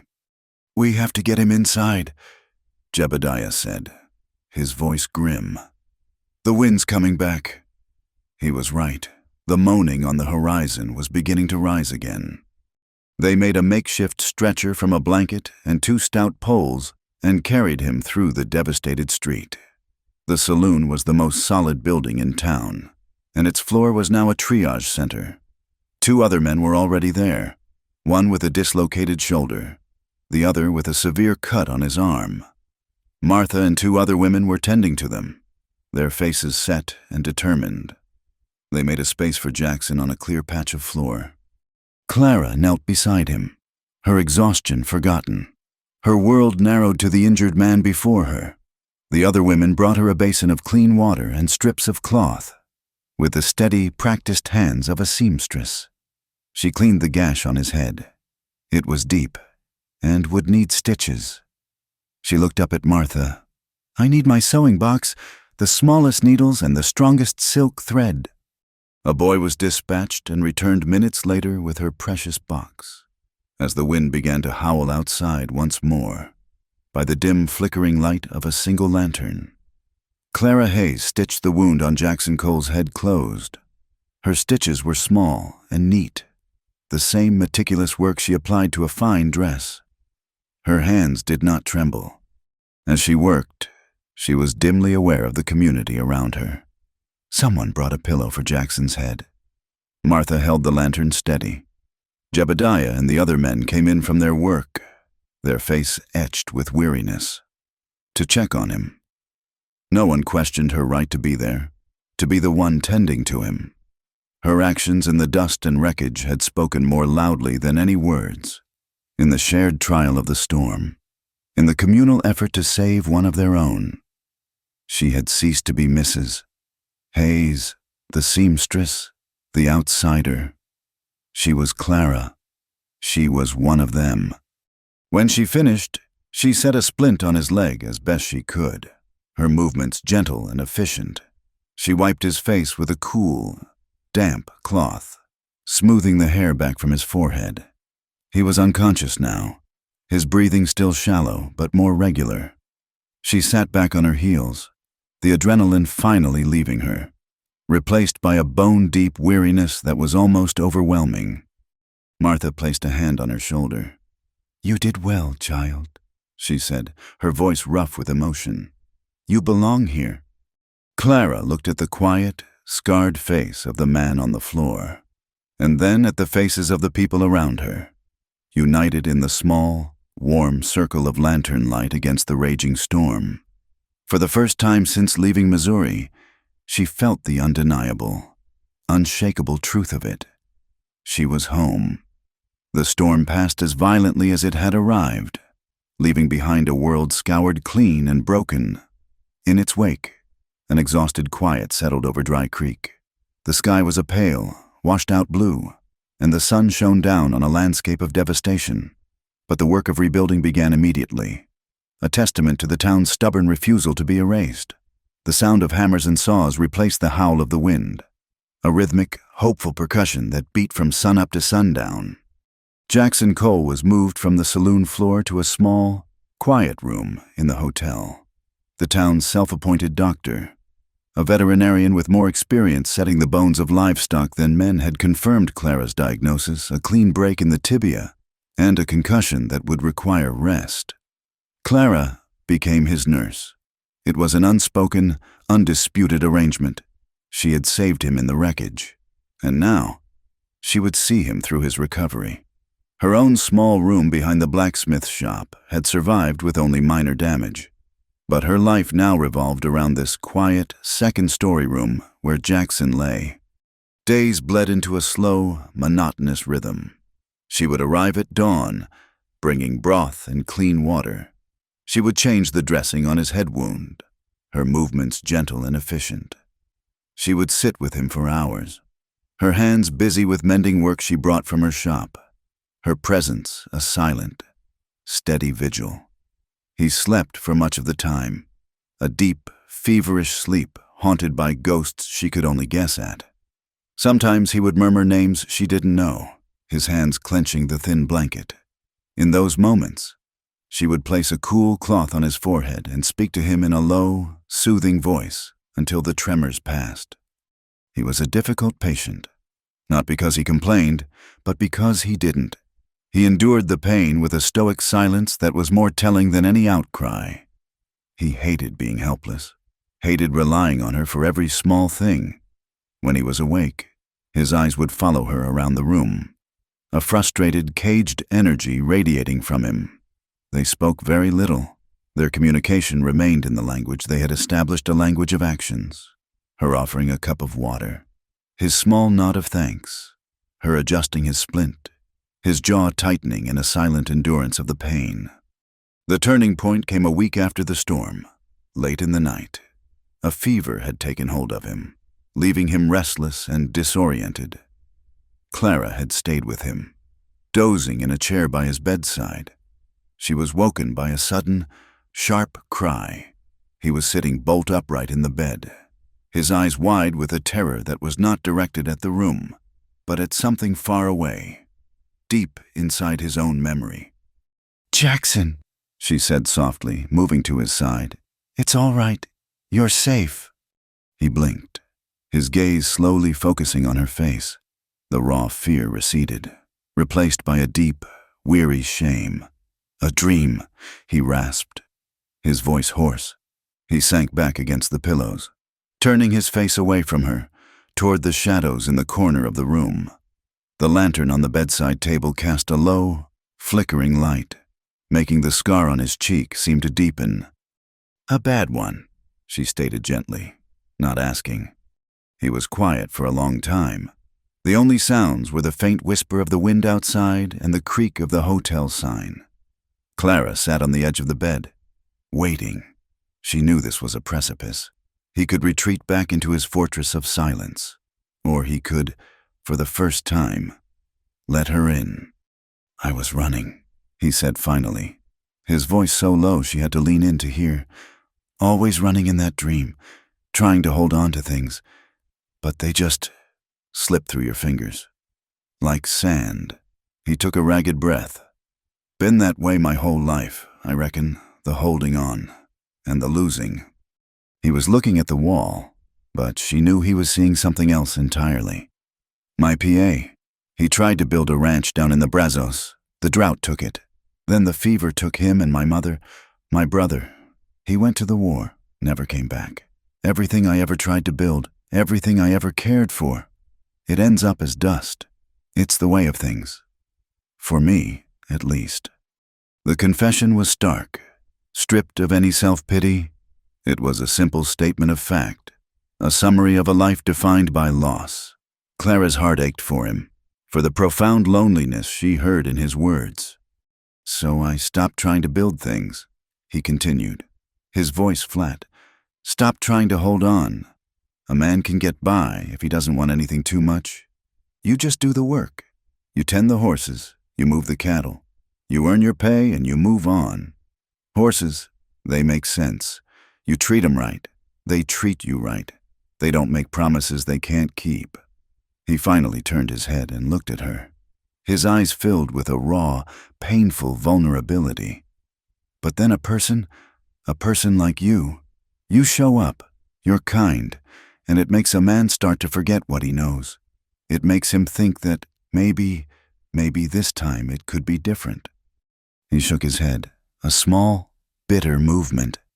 And that's the most dangerous thing in the world, to hope.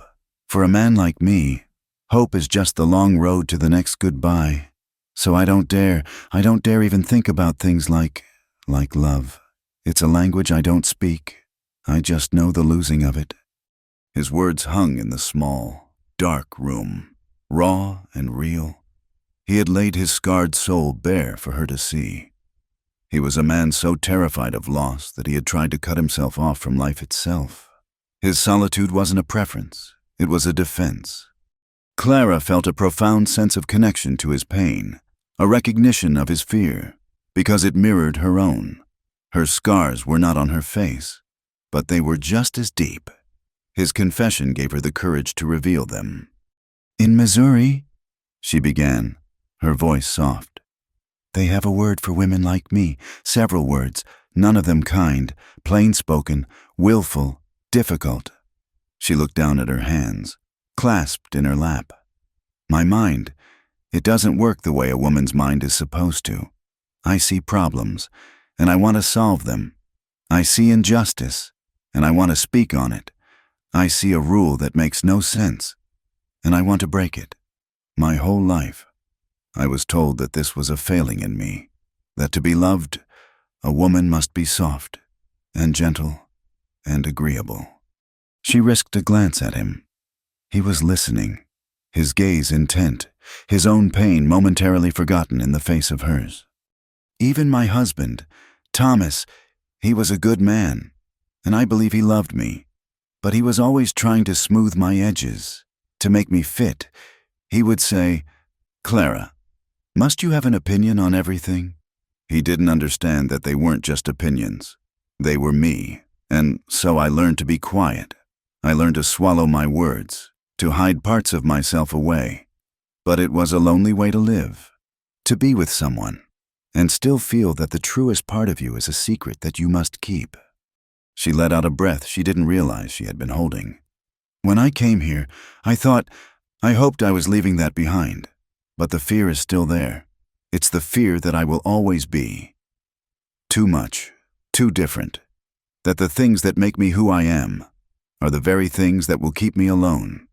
That no one can truly love a woman who is not simple. That no one would choose a partner who is as much a challenge as she is a comfort." She had never spoken these words aloud to anyone. They were the secret, terrified whispers of her heart. Here, in the dim light of a hotel room in a broken town, sitting beside a man who was as wounded as she was, the truth came out.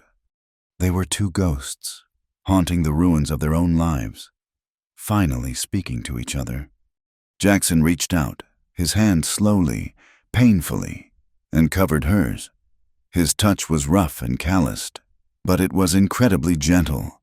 "You ain't too different," he said, his voice a low rasp. "You're whole. That's what you are, all by yourself.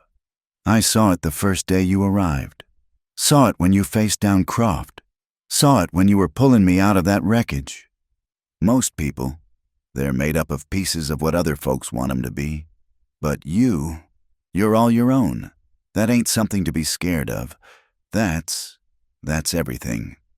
Tears she hadn't even realized were forming welled in Clara's eyes and spilled down her cheeks.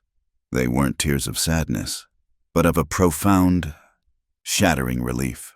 To be seen, truly seen, for the very things she had feared made her unlovable. It was a gift more precious than any fine dress or grand house. She squeezed his hand. "And you," she whispered, her voice thick with emotion. "You are not a man who only knows how to lose. A man who only knows loss doesn't stand up for a stranger. He doesn't risk his life to save a barn full of animals. He doesn't leave firewood on a neighbor's doorstep just because he saw a need. What you call losing. I think maybe it was just waiting for something worth holding on to."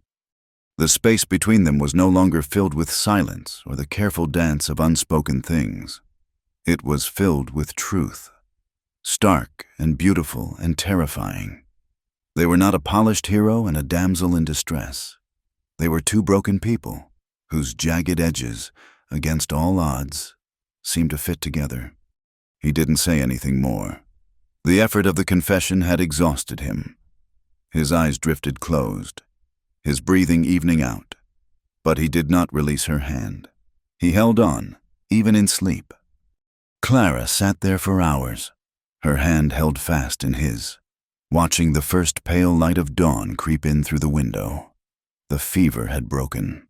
The storm inside him had passed, and in the quiet aftermath, she knew, with a certainty that settled deep in her soul, that whatever happened now, they would face it together. They were no longer just surviving. They were beginning to heal. The weeks that followed were a testament to the stubborn heart of Dry Creek. The town rose from the red dust, scarred but not broken. The sounds of hammers became a constant, rhythmic pulse, a shared heartbeat of reconstruction. And in the center of this communal effort, Clara found her place had irrevocably shifted. She was no longer just the seamstress in the alley. She was a vital part of the town's recovery. Her small room became a hub of activity. She mended not just torn trousers, but the heavy canvas tarps used to cover damaged roofs and the thick wool blankets distributed to families whose homes had been hit the hardest. She worked from before sunrise until long after the lanterns were lit, her needle flying, her hands a blur of constant, purposeful motion. The women of the town, who had once been so wary, now brought her not only their mending, but also pots of stew, fresh-baked bread, and, most importantly, their stories. They sat with her in her small room, their own hands busy shelling peas or knitting, and they talked. They spoke of past hardships and future hopes, of children and husbands, of the quiet fears and fierce resilience that bound them together. In this circle of shared labor and quiet confession, Clara was no longer an outsider. She was a thread woven deep into the fabric of their lives. Jackson recovered slowly. His leg was healing, but his spirit seemed to be mending at a more cautious pace. The raw vulnerability he had shown her in the feverish darkness of the hotel room had been tucked away again behind his usual quiet watchfulness. But something had changed between them. The silence was different now. It was no longer a space of caution, but one of comfortable, shared understanding. He would spend his afternoon sitting on a bench outside the livery stable, his splinted leg propped up, methodically repairing bridles and saddles, his powerful hands now engaged in fine, intricate work. Clara would often bring him a cup of coffee, and they would sit together for a few minutes, not speaking, simply watching the slow, steady work of the town rebuilding itself around them. His presence was a quiet anchor in her day, a point of stillness in the whirlwind of her work. The formal offer came on a bright, clear afternoon. A small delegation appeared at her door, led by Martha, the rancher's wife, and Jebediah, the blacksmith. They stood there, their hats in their hands, their faces serious. "Mrs. Hayes," Jebediah began, his deep voice awkward with formality. "The town has had a meeting." "We've seen how you've worked," Martha continued, her gaze direct and full of respect. "We've seen what you've done for all of us. Not just since the storm, but since the day you arrived, you've asked for nothing and given everything." "That little shop of yours, it ain't enough," Jebediah rumbled. "It ain't fitting." Martha stepped forward. "The old assayer's office, next to the mercantile, has been empty for a year. The roof was damaged in the storm, but the walls are sound. The men have agreed to repair it. It has a large front window for light, and 2 rooms in the back for living. It's a proper place for a proper business." Clara stared at them, her heart catching in her throat. She didn't understand. I can't afford to rent such a place." "It's not a rental, child," Martha said, a rare, warm smile touching her lips. "It's an investment. The town is investing in you. You're one of ours now. Clara, this is your home. We'd be honored if you'd set up a proper dressmaking and tailoring shop. A real one. A permanent one." The words hung in the air. Simple, direct, and more powerful than any declaration of love she had ever imagined. This was not charity. This was not pity. This was belonging. It was a community seeing her, valuing her, and choosing to make a space for her at its very heart. It was everything she had ever yearned for without knowing its name. Tears welled in her eyes, the same tears of relief she had shed in Jackson's sick room. "Yes," she whispered, her voice choked with emotion. "Yes, thank you." That evening, as the sun began to dip below the horizon, painting the sky in fiery strokes of orange and purple, Clara walked to the edge of town. She needed to breathe, to absorb the magnitude of what had just happened. She found Jackson sitting on an overturned watering trough, looking out at the vast, empty plains. He was without his crutch for the first time, leaning on a sturdy walking stick. But he had made it this far on his own. She sat down beside him, leaving a small, respectful space between them. For a long time, they were silent, watching the colors of the sky deepen and fade. "I saw them," he said finally, his voice a low rumble. "Martha and Jebediah, leaving your place." "They've offered me the old assayer's office," she said, her voice still holding a note of wonder. "For a proper shop. For a home." He nodded slowly, his gaze fixed on the horizon. "It's a good place. Solid. You've earned it." "I feel as if I can finally set my trunk down," she confessed. "As if I've finally arrived at the place I was traveling to all along." He turned his head and looked at her. The fading light softened the harsh lines of his face, and in his eyes she saw the reflection of the endless sky and something else, a deep, quiet emotion he could no longer keep hidden in the shadows. "Clara," he said, and the sound of her name was different, more personal than it had ever been before. "That night in the hotel, I told you I didn't dare to hope, that I only knew how to lose things." "I remember," she said softly. "I was wrong," he said, his voice dropping even lower. Watching you stand up to Croft, watching you pull me from that wreck, watching you stitch this town back together one thread at a time. It taught me something. Holding on isn't about strength. It's about having something that's worth the fight of not letting go."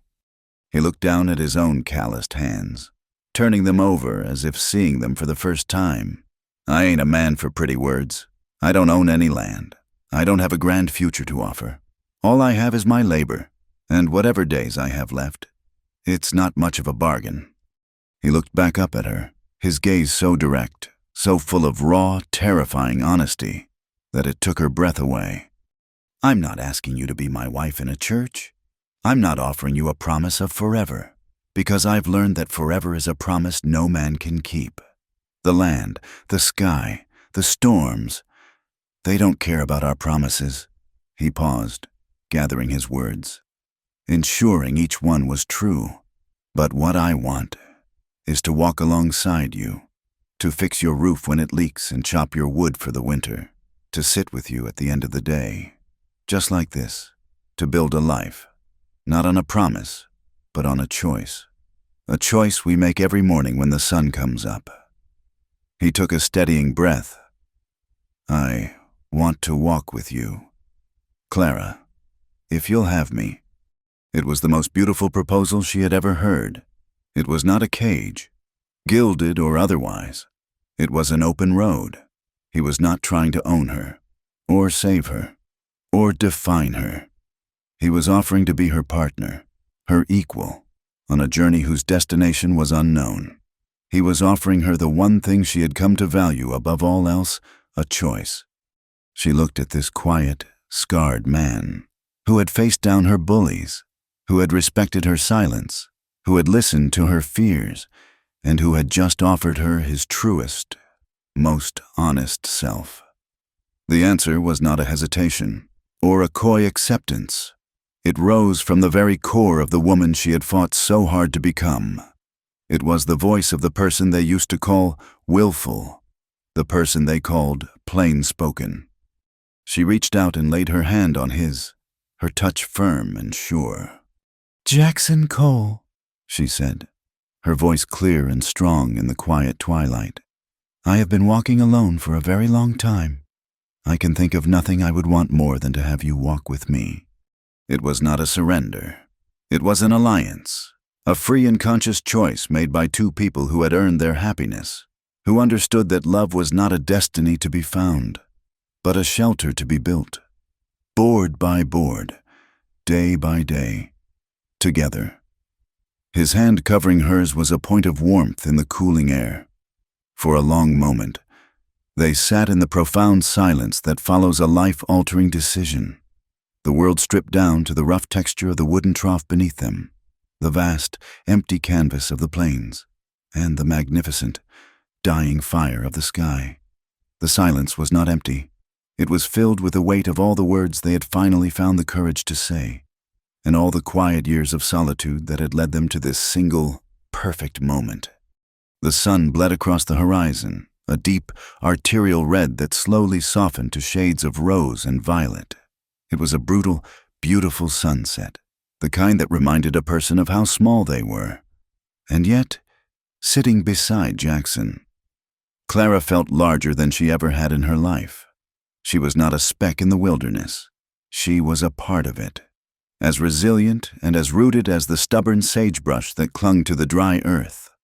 Finally, as if by some unspoken agreement, they stood. Jackson tested his weight on his healing leg, his movements still stiff but increasingly confident. He picked up his walking stick, and they turned to face the town. The first few lanterns had been lit, casting small, hopeful pools of yellow light in the gathering dusk. Dry Creek was no longer a hostile collection of buildings. It was a harbor. It was home. They began to walk, their pace slow and measured to match his. They did not hold hands now, but they walked so closely that their arms brushed with every other step. It was a new kind of intimacy, a quiet alignment of purpose. They were two separate people, whole and complete in themselves, who had chosen to walk the same path. The air grew cooler, carrying the scent of wood smoke and the faint, dusty smell of the earth settling after the heat of the day. The sounds of the town reached them, the distant clang of Jebediah's hammer making his final repairs for the day, the murmur of voices from the saloon, the bark of a dog. These were the sounds of her life now, the ordinary, reassuring symphony of her belonging. For months, her future had been a terrifying blank, a sheer cliff face she was trying to climb with bleeding fingers. Then, it had become a narrow, single path of survival. A tightrope walk where one misstep meant falling into oblivion. Now, as she walked beside Jackson, the future was something else entirely. It was an open field. It was 1,000 different branching paths, all leading out from this one perfect, quiet moment. And for the first time, she was not afraid of the unknown. She was curious. They paused at the edge of the main street, where the deep twilight of the plains met the soft lantern glow of the town. She looked up at him, at the strong, quiet lines of his profile outlined against the last vestiges of the sunset. The scar on his cheek was just a pale shadow in the dim light. He was not a perfect man, but he was a true one. He had shown her his wounds, and in doing so, had made a safe place for her own.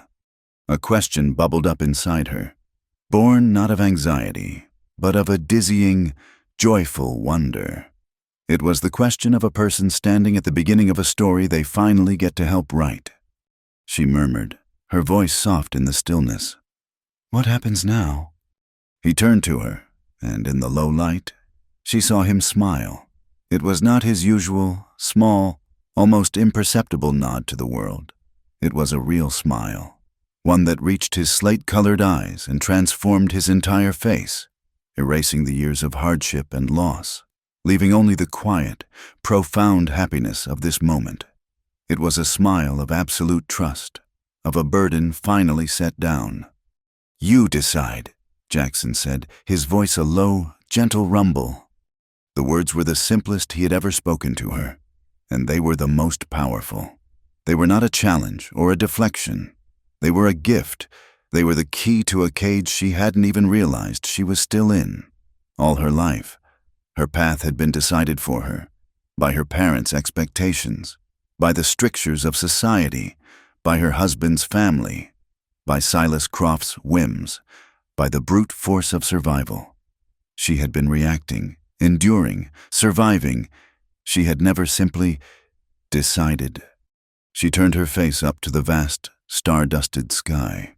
A cool breeze whispered past, carrying the scent of the open range, the scent of freedom. She drew in a breath. It was not a shallow, anxious gasp for air, but a deep, slow, deliberate inhalation that seemed to travel all the way to the soles of her feet. It was the first breath of her new life. With that breath, she let go of the last ghosts of Missouri. She let go of the sharp-eyed mother-in-law who had called her willful. She let go of the whispering ladies who had called her difficult. She let go of the shame of being a jilted woman, of the fear of being too much. She let go of the belief that her worth was something to be granted by a husband or a community. Her worth was inherent. Her willfulness was her strength. Her plain-spoken nature was her honesty. Her mind, which saw problems and sought to solve them, was her gift. Jackson had not fallen in love with a softer, gentler version of her. He had seen all of her, the sharp edges and the quiet corners, and had chosen to walk beside her. He did not want to change her. He wanted to accompany her. You decide. It was not a burden. It was a liberation. She could decide to build her shop into the finest dressmaking establishment in the territory. She could decide to have dinner with Jackson tonight at the saloon's dining hall, sitting not in a shadowy corner, but at a table in the center of the room. She could decide to build a home with him, not a grand house on a hill, but a small, sturdy place filled with quiet companionship and mutual respect. She could decide to be happy. She looked at the lights of the town, at the new dress shop that would be her domain, at the livery stable that was his. She looked at the man standing beside her, waiting patiently for her to choose the next step. A smile, as real and as warm as his own, spread across her face. The future was not a promise of forever. It was not a guarantee of a life without hardship or pain.